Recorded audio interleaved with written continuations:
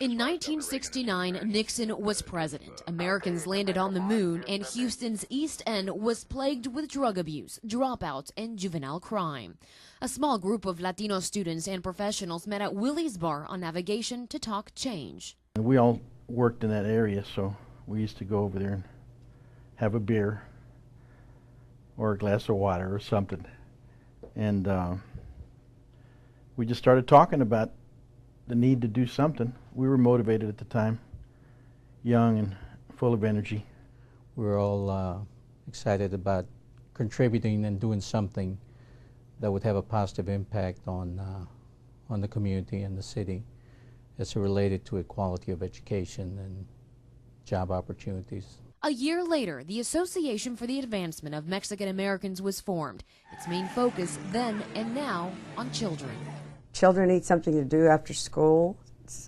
Kids need mentoring, kids need attention.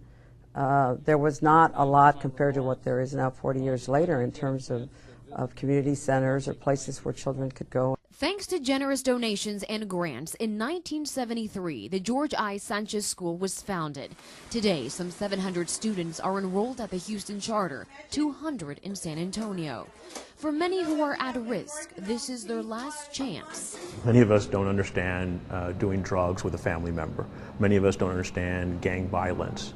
And so we take these children out of that environment. And if you think about it, this actually becomes a sanctuary. The teachers, they help me a lot of individual attention.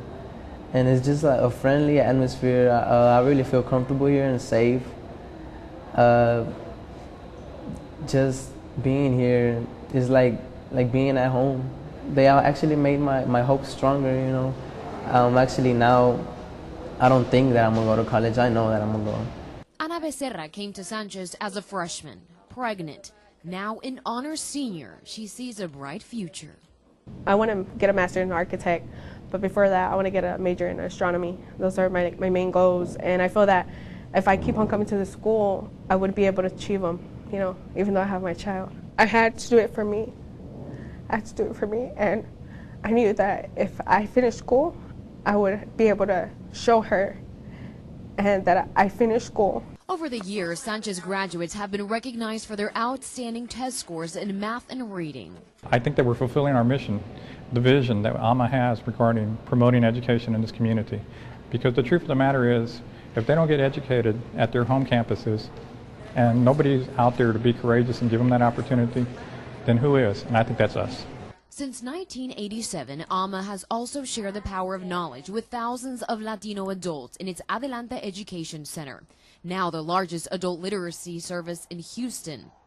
AAMA's Health and Human Services Continuum of Care is one of the largest substance abuse treatment and prevention programs in our state.